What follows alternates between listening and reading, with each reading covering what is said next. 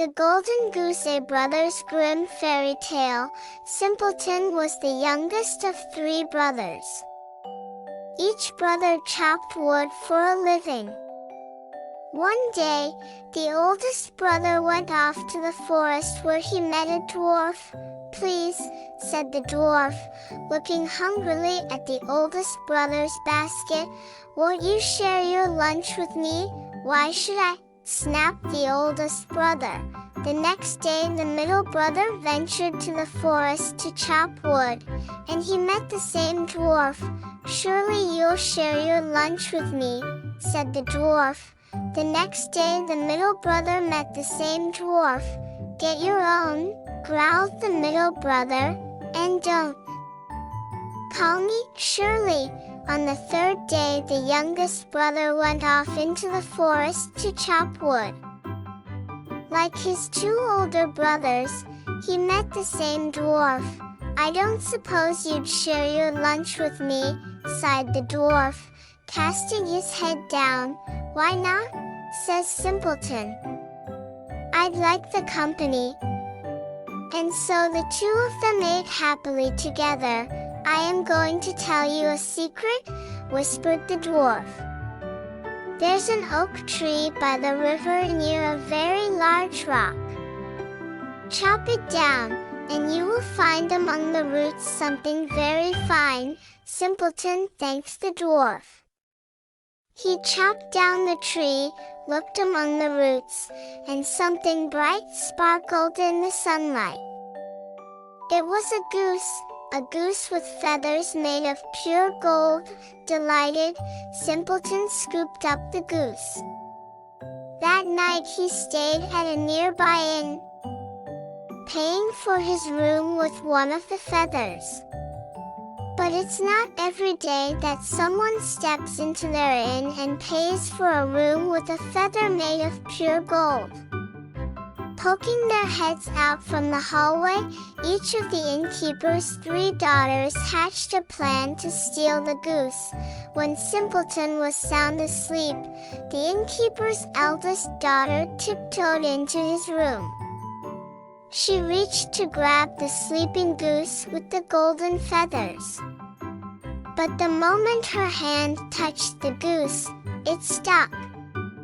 Try as she might, she could not remove her hand.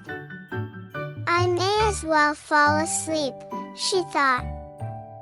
"I just hope that by morning my hand will be free.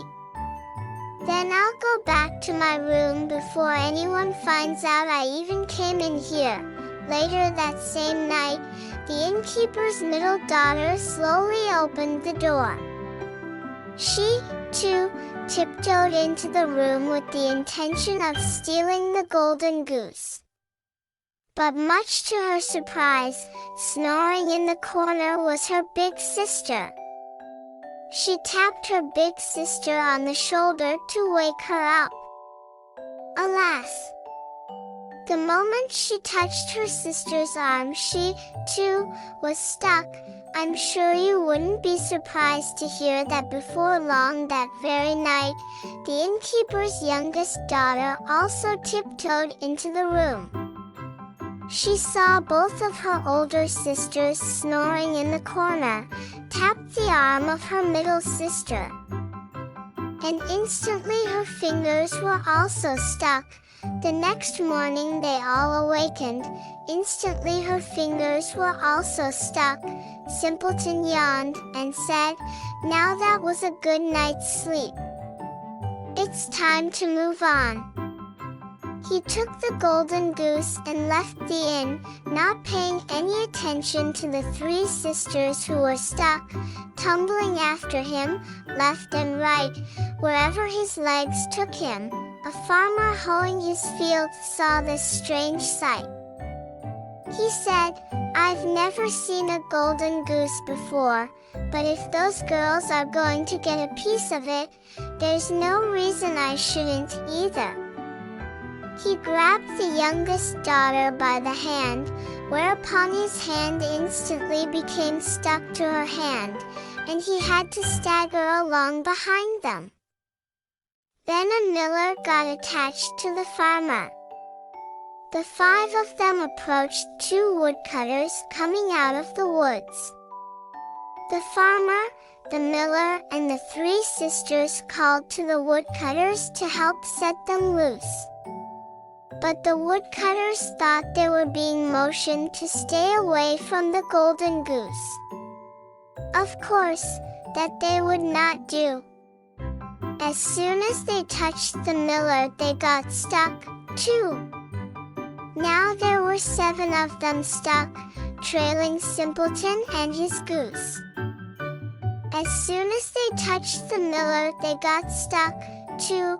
After a while, Simpleton entered a kingdom where a large crowd was gathered in front of the king's castle.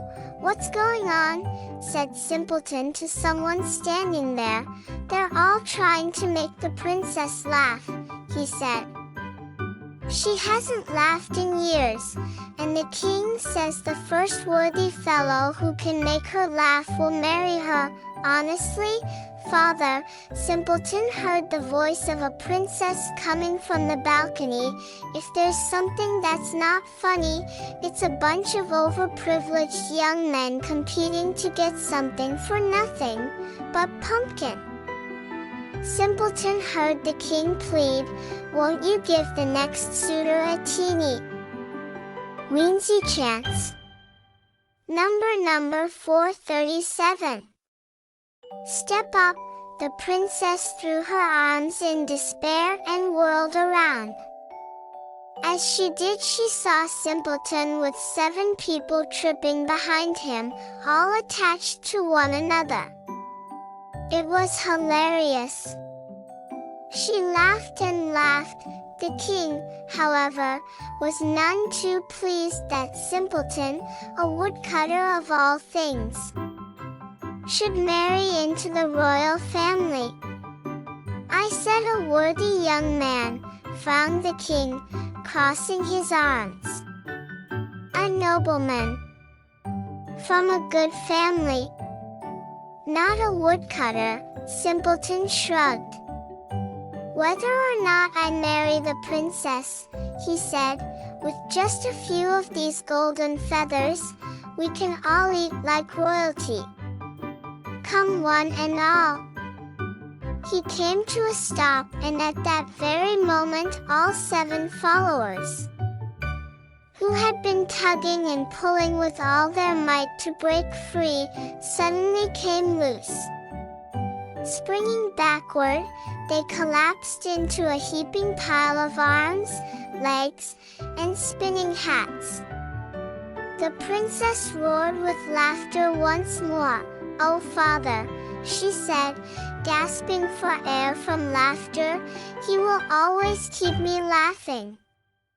Besides, he's the only fellow who ever offered us anything. Everyone else wanted to get something from us." "That's true," said the king, rubbing his chin. "Twice he's made you laugh. And he offered us something. Not to mention he has that golden goose." So Simpleton married the princess, and who sat in the front row at the wedding? Why, the old dwarf, of course. And so they all lived happily ever after.